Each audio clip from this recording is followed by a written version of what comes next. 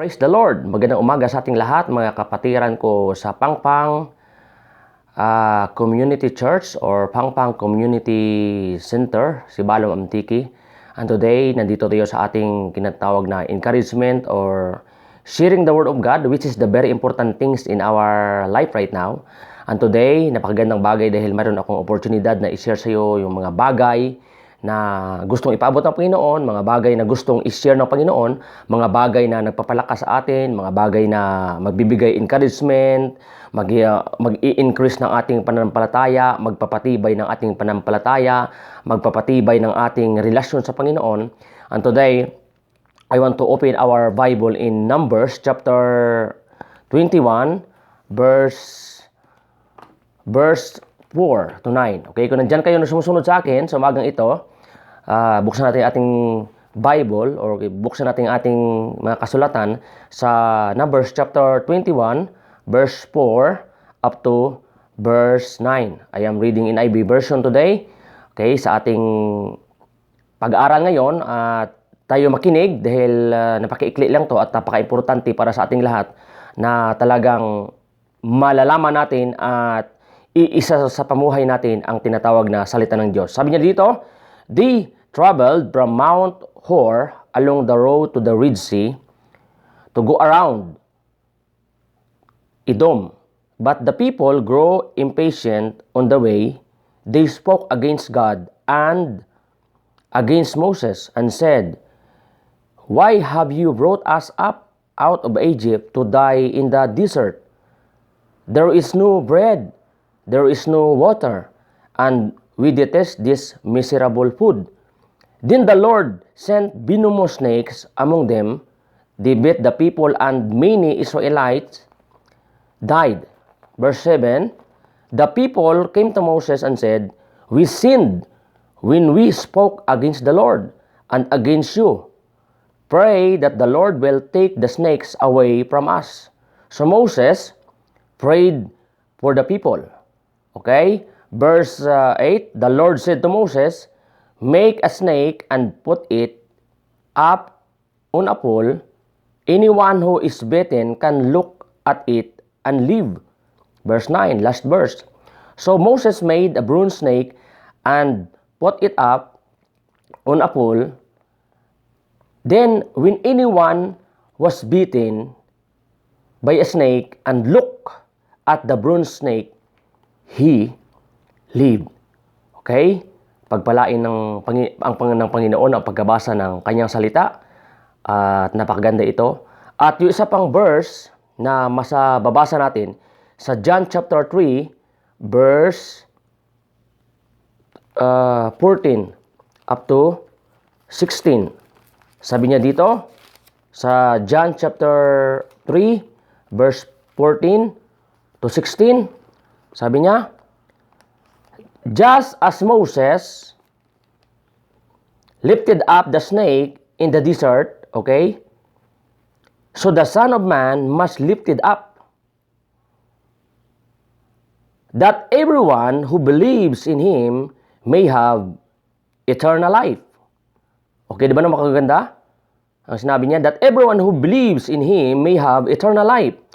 And then verse 16, yung paborito ating verse, palaging mapapakinggan natin, "For God so loved the world that He gave His one and only Son, that whoever believes in Him shall not perish, but have everlasting life." Okay, pagpalain ng Panginoon ang pagkabasa ng kanyang salita sa umagang ito. Okay, kamusta kayo mga kapatid diyan sa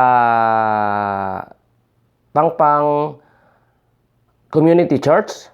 At I hope na kayo ay maging masaya at talagang malakas sa awa ng Panginoon, sa grasya ng Panginoon, at sa kanyang kabutihan na naranasan natin araw-araw dahil siya lang ang pinaka-need natin sa ating buhay araw-araw. At sa umagang ito, dahil nandito tayo at napakagandang bagay na malalaman natin ang kanyang katotohanan. And the message today na gustong ipaabot ng Panginoon para sa ating lahat is, God is the answer. Okay? Ang Diyos ang sagot. Kung ano man ang naranasan natin ngayon, kung ano man ang kalagayan natin ngayon, kung ano man ang sitwasyon natin ngayon, God is the answer. Kung ano man ang mga kailangan mo sa Panginoon, siya ang sagot sa lahat ng bagay na naranasan mo ngayon. So sa umaga ngayon, sa oras na to, or sa umaga na to ngayon, gusto kong i-share sa inyo yung God is the answer. Okay, makikita natin dito na God is the answer. He is the one you need. He is the cure. Kung may sakit ka man ngayon, kung nandiyan man yung naranasan mo yung mga problems or mga sitwasyon na parang hirap ka na, sabihin ko ngayon, God is the answer. So dumating sa buhay ng mga Israelita na kinuha sila ng Panginoon, okay? Kinuha sila ng Panginoon from Egypt, mula doon sa bondage from Egypt papuntang Canaan, okay? So along the way in the Canaan, or along the way going to Canaan from Egypt, kasi kinapture sila ng mga Egyptians at saka pinahirapan sila doon at naawa ang Panginoon, kinuha sila doon at dinala sa promised land, which is Canaan. But along the way sa kanilang paglalakbay, marami silang nararanasan sa kanilang buhay. At isang naranasan nila dito, talagang nandyan yung kanilang complaining before the Lord. Habang nagbabiyahe sila, sabi nito dito, along the Red Sea, to go around Edom, the people grew impatient on the way. Nawala yung pagpasensya nila, nawawala yung tinatawag nila. Kasi pag hindi ka na marunong magpasalamat sa Panginoon, pag nawawala na yung patient mo, ang pumapalit doon is yung tinatawag na impatient. So nawala yung pagpapasensya nila sa kanilang sarili, at anong sinabi nila? Okay, anong sinabi nila? Sabi nila, they spoke against God. Nagsabi sila ng mga bagay na laban sa Diyos. Okay? At anong nangyari? Nagsabi sila ng mga bagay sa Diyos, at anong sabi nila?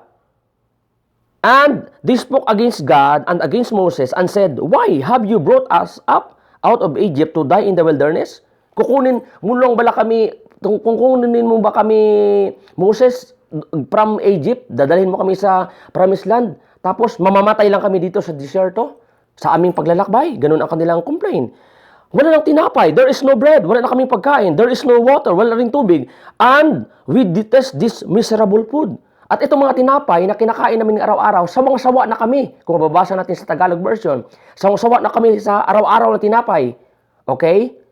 Baka ikaw ngayon, kapatid, nagrereklamo ka na, kumakain ka araw-araw kasi ngayon may hinaharap tayong crisis. We are in the time of crisis sa buhay natin. Baka nagreklamo ka na ngayon sa maybe tinapay ang kinakain mo, maybe itlog or noodles ang kinakain mo, puro sardinas na lang ba ang kinakain? Bakit puro sardinas na lang, or bakit ganito na lang araw-araw ang kinakain natin? So they are complaining with the Lord, and anong nangyari? Then the Lord sent venomous snake among them. They beat the people and many Israelites died. Dahil sa kanilang complaint sa Panginoon, sa kanilang pagrereklamo sa Panginoon, nagpadala ang Panginoon ng, sa venomous snake, ibig sabihin parang dalitan. Okay? O talagang makamandag na ahas. At ang nangyari, kinagat ang maraming Israelites. At ang marami ang namatay at the time. Okay? Pero may nabuhay rin. And dahil doon, sila'y kinagat at maraming namatay ng mga Israelites. Anong nangyari? Lumapit sila kay Moses. The people came to Moses and said, we sinned. When we spoke against the Lord and against you. Kaya nagsalita kami nagkasala kami. Itong pinakamaganda sa buhay nila. Sila'y inamin nila ang kanilang pagkakasala, na sila ay nagkasala sa Panginoon. At hindi lang sila nagkasala sa Panginoon, nagkasala rin sila kay Moses. So baka ngayon sa buhay mo, kapatid, nagrereklamo ka pa sa Panginoon, at hindi ka lang nagrereklamo sa Panginoon, baka nagrereklamo ka rin sa iyong pastor. Okay? Bakit ganyan palagi ang naririnig natin? Bakit ganyan ang pastor natin? Bakit ganyan ang leader natin? Kasi kung magkasala tayo sa ating leader, nagkakasala rin tayo at the same time sa Panginoon. Dahil yung leader na naka-assign sa atin, or leader na nag-share ng Word of God, or nag-share ng Word of God, o nagbabahagi ng Word of God para sa atin, sila yan ay pinadala ng Panginoon upang magbigay ng mga mensahe. So anong nangyari? Okay? Anong nangyari? Sinabihan ng mga Israelites si Moses, manalangin ka sa Panginoon. Pray that the Lord will take the snakes away from us. Okay? Pag-pray ka sa Panginoon na itong makamandag na ahas, kukunin niya para hindi na madagdagan yung mga namamatay. And anong ginawa ni Moses? Moses prayed for the people. And then, Anong nangyari? Inutusan ngayon si Moses ng Panginoon, make a snake and put it up on a pool.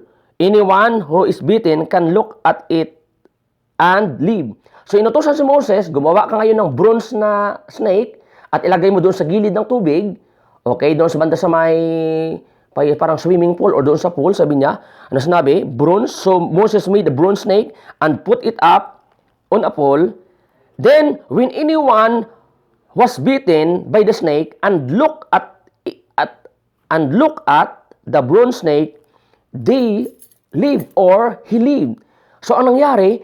Noong gumawa si Moses ng bronze snake at nilagay doon sa gilid ng tubig, anong nangyari? Ang sino mang tumingin doon sa bronze snake ngayon, sila ay gumagaling at nabubuhay. So ngayon, ano ang relationship natin dito? Ano ang connection niya dito sa panahon ngayon na nangyayari sa paligid natin? Okay? Makikita natin, God is the answer sa ganitong situation na nararanasan natin. So dito, God or Jesus is the only cure. Jesus is the answer. God is the answer. At makikita natin dito, yung symbolizes ng snake or bronze snake, pag makikita natin sa mga butika, mayroon na kayong nakikita na parang kwan siya, yung parang tungkod na nakapulupot yung ahas, 'di ba? Yung mga symbol sa drugstore, makikita niyo yung nakapulupot na ahas sa mga drugs na binibenta or sa drugstore or pharmacies na nakikita natin mayroong symbol diyan na parang ahas siya na nakapulupot sa tungkod at mayroong parang bowl. Ang ibig sabihin noon, nung snake na yon, represent healing, okay? It's represent healing at saka yung bowl na yon represent a medical potion. Okay? Yung bowl na yon, yung bowl na parang kanyan parang bowl o parang ano to, lalagyan ng parang alak na parang diyan siya. So parang tubig, i-represent yun ng healing. So doon pala kinuha yung idea na yon sa mga drugstore ngayon. So dito na makikita, pupunta na tayo dito, what is the connection sa natin, sa pinapag-aralan natin ngayon that God is the only cure or is the only solution or answer for kung ano man ang nararanasan mo ngayon sa buhay, sa panahon ngayon o sa umaga ngayon, mga kapatid. So sabi na dito, just as Moses lifted up the snake in the desert, so the Son of Man must be lifted up, okay? That everyone who believes in Him may have eternal life. So, napakaganda yung sinasabi ng banal na kasulatan sa umagang ito, mga kapatid, na kung paano itinaas ng Panginoon ni Moses yung tinatawag na snake doon sa wilderness. Ngayon, yung anak ng tao, who is Jesus Christ in the New Testament, itataas ngayon, ipapako sa cross, at anong sabi niya?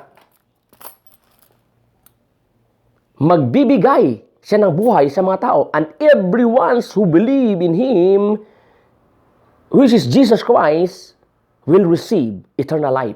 So yung Old Testament, shadow siya sa parating na New Testament, na kahit sa Old Testament doon, parang temporary cure lang, kasi gumagaling yung tao, sa kanilang sakit, nabubuhay yung tao, pag tumingin sila doon. Symbolize sa panahon ngayon na nararanasan natin, dapat ituon natin yung paningin natin kay Jesus Christ. Ituon natin because He is the answer. So kung may sakit ka man ngayon, kung may problema ka man ngayon, kung may naranasan ka ngayon sitwasyon sa buhay mo, talagang tumingin ka lang sa Diyos. Huwag kang tumingin lang sa tao kasi yung tao may mga discouragement yan, may mga kahinaan na yan. Pero ang Panginoon, doon walang kahinaan sa Kanya.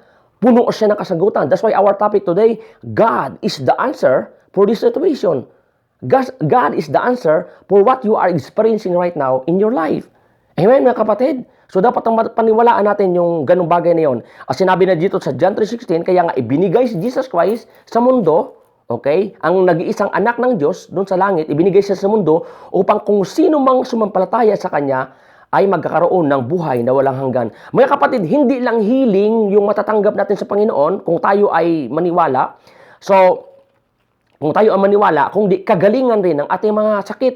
Hindi lang kagalingan ng ating mga sakit, kundi provision sa mga pangangailangan mo or kailangan mo ngayon. So may tatlong bagay lang akong i-share sa topic natin that God is the answer. Number one, you must believe. Okay?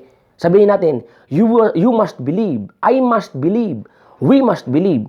Okay? So kailangan number one, maniwala tayo. Okay, maniwala tayo, mag-cooperate tayo sa Word of God.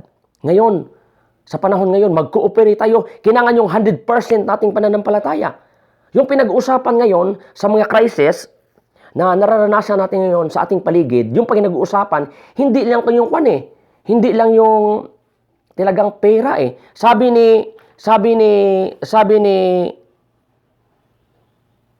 Ramon Ang, who is San Miguel President, okay, pakinggan nyo ha, sabi ni Ramon Ang, who is the President of San Miguel in the Philippines, sabi niya, pakinggan nyo, at this point, what is more important are lives, not money. Okay? We can make money again, but life, once you lose it, it will gone forever, or it's gone forever. So between life and money, I will choose life, sabi ni Ramon Ang. So sa panahon ngayon, talagang hindi na kailangan yung pera lang. Kundi yung pinaka-importante, kung pipiliin natin yung buhay at saka pera, mas pipiliin natin yung pera ngayon. Or rather, yung Diyos ngayon or yung buhay ng tao ngayon.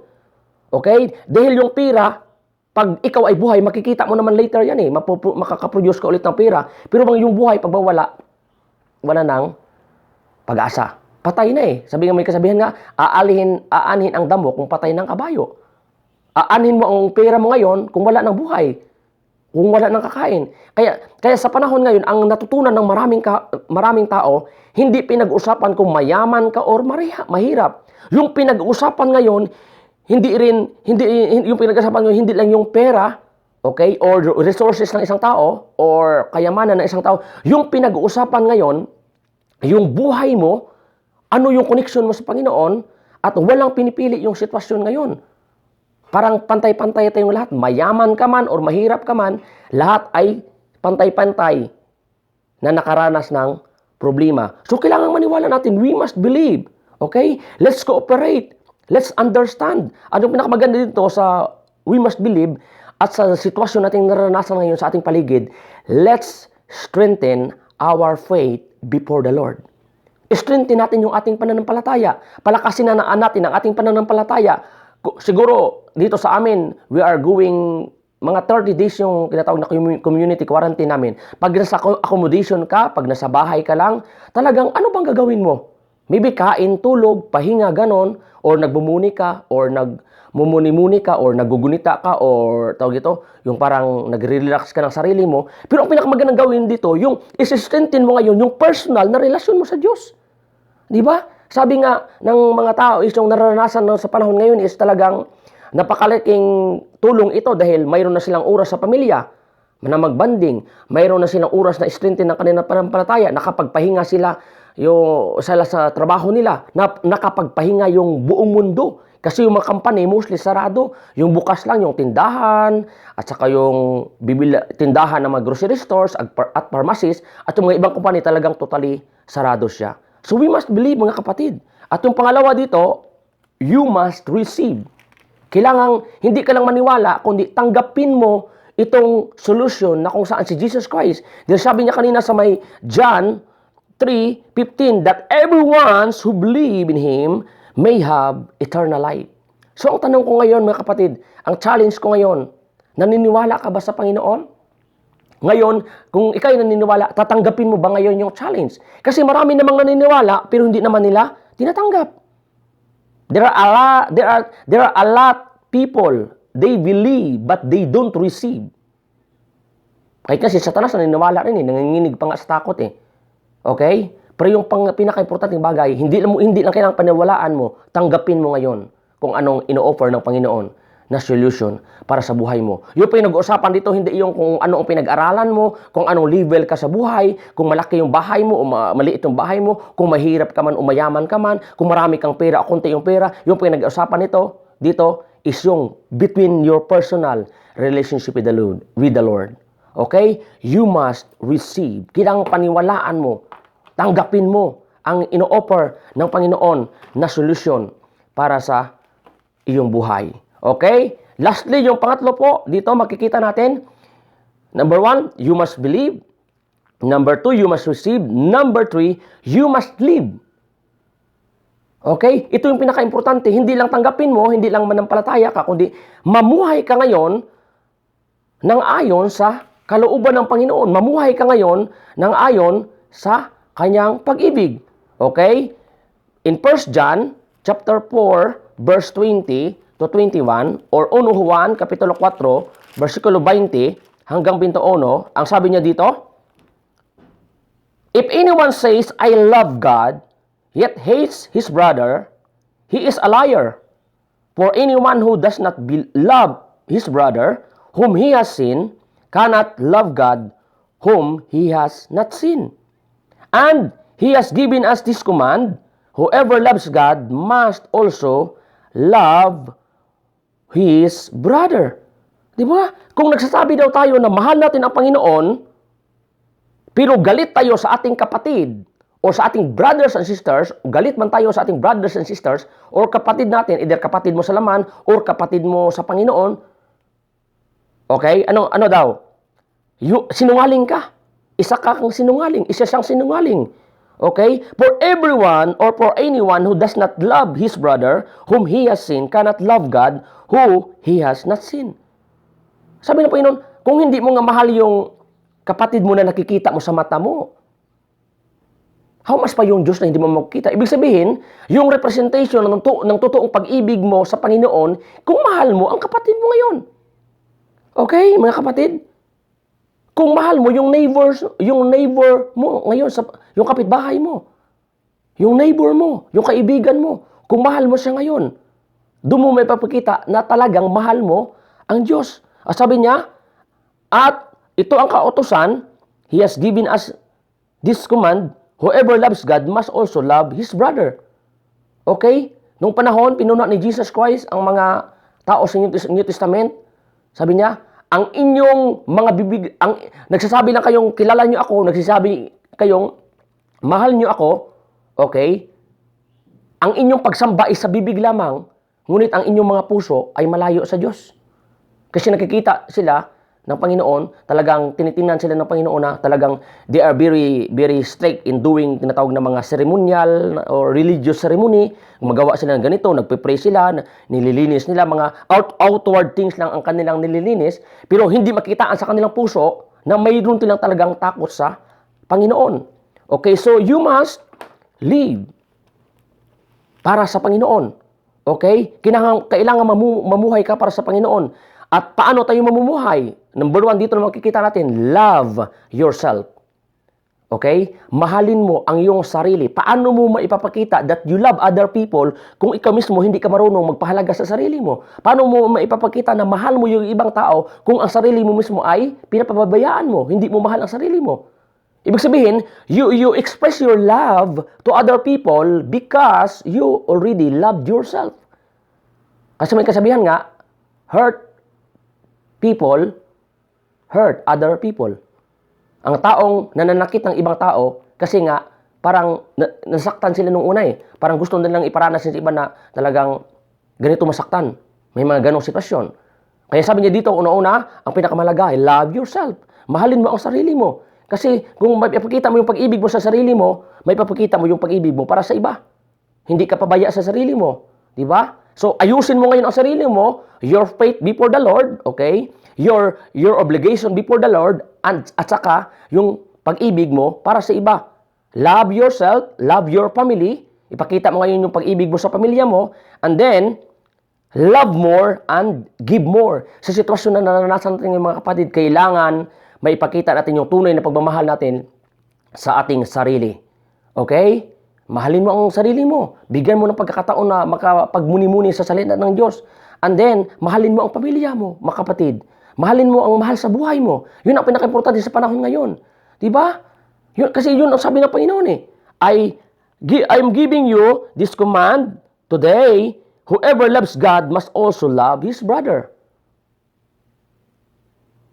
Okay? So ngayon, tatanungin kita mga kapatid, sana narito ngayon, sa nakikinig sa mensaheng ito. Mahal mo ba talaga ang Diyos? Kung sinasabi mo oo, kamusta ngayon ang relasyon mo sa ibang tao? Mahal mo ba ang pamilya mo? Mahal mo ba ang kapatiran mo? Mahal mo ba ang iglesia? Mahal mo ba ang simbahan? Mahal mo ba ang mga leaders na nakapaligid sa iyo sa panahon ngayon?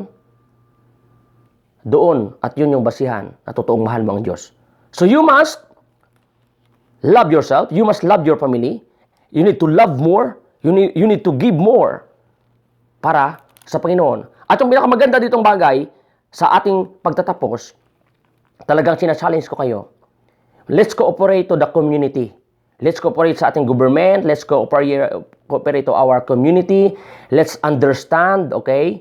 Let's have patience sa mga nararanasan natin ngayon.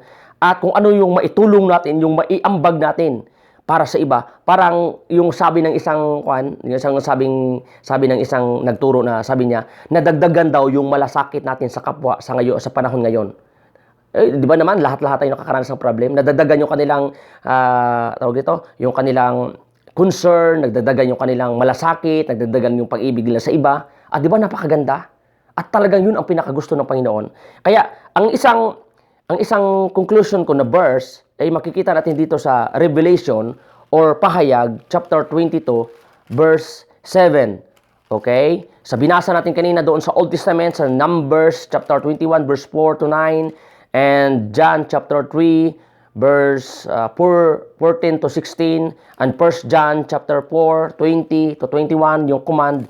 Ito na ang pinakalast na verse na mababasa natin, that God is the answer sa lahat ng problema or sitwasyon na nararanasan natin ngayon. In Revelation chapter 22 verse 17, sabi niya, the Spirit and the bride say, come, and let him who hears say, come. Whoever is thirsty, let him come, and whoever wishes, let him take the free gift or the free gift of the water of life. So ito na yung pinakamaganda. Di ba sa Old Testament siya ang sagot? Si Jesus Christ sa Old Testament, God is the answer. Pinagaling sila doon at nabuhay sila doon dahil sa snakes na yon or bronze snake na ginawa ni Moses. Sa New Testament, si Jesus Christ rin inilift up doon sa cross para hindi lang nagbibigay siya ng tinatawag na kagalingan sa ating mga katawan or solution sa problem, kundi nagbibigay rin siya ng buhay na walang hanggan. At ito yung reward sa pagdating ng panahon talaga, sa panahon ngayon, right now, sa ating panahon, ngayon, at doon sa langit, sabi niya, kung sino mang, the Spirit and the bride say, come, and let him who hears says, come. Say, come. Whoever is thirsty, let him come. Whoever wishes, let him take the free gift of the water of life. So, sino ngayon ang uhaw, lumapit siya sa Panginoon. Kung sino ang nagdi-desire, kumuha siya ng libreng regalo na kung saan, who is the water of life? Who is the water of life? That is Jesus Christ. You know, darating ang panahon, mga kapatid, doon sa langit na pag pumunta na tayo doon sa langit, mayroon doong parang ilog siya at sino mang taong uminom ng tubig na yon hindi na mauuhaw. Okay? Sino yon? Jesus Christ. Sino mang kumain ng prutas na yun, na tree of life nandoon sa malapit sa river, hindi na siya magugutom. So makikita natin dito, mga kapatid, ngayon kung gaano ka ganda yung solusyon na ibinibigay ng Panginoon. Amen? Mga kapatid, salamat talaga sa napakaganda niyang mensahe sa oras na to. So sa umagang ito ngayon, gusto kong i-challenge kayo, ano man ang nararanasan mong problema, ano man ang nararanasan mong sitwasyon ngayon, kung may makakain ka man, or kunti man yung kinakain mo ngayon, or marami man yung kinakain mo ngayon kasi nag-imbak ka noong unang panahon bago dumating ang mga crisis, gusto ko lang ipaabot sa iyo, pare-pareho yung pagtingin ng Panginoon sa atin. Sa binasa nating verse kanina, sana wag tayong magreklamo sa Panginoon. Wag tayong mag-complain palagi. Pasalamatan natin sa Panginoon yung mga natatanggap natin araw-araw na mga blessings. 'Di ba? Noong ang isang bata na yon nagbigay ng 5 tinapay at 2 isda at napakain ng 5,000, more than 5,000 people, 5 tinapay lang yon at 2 isda. Pero nung nag-pray si Jesus, makikita natin doon, nung nag-pray si Jesus sa kanyang ama, talagang May miracles na nangyari. Nung nag-pray siya, makita mo doon sa verse na yun, Jesus prayed and give thanks to God the Father. And then, more than 5,000 men and women ang nabusog at may sobra pang 12 baskets. Amen? So, ibig sabihin, there is miracle when we give thanks to the Lord. Kung manalangin ka sa Panginoon at magpasalamat ka sa Panginoon, kung ano man ang nararanasan mo ngayong sitwasyon, may miracles na mangyayari. Pero pag mag-complain ka palagi araw-araw, bakit ganito na Lord? Hanggang kailan kaya itong mga tinatawag na nararanasan ko mga problem? Hanggang kailan kaya itong sitwasyon na ito na nararanasan naming crisis? Puro ka lang reklamo, puro ka lang reklamo, puro ka lang reklamo. Baka magagalit na ang Diyos. At sasaraduhin niya yung blessing para sa iyo.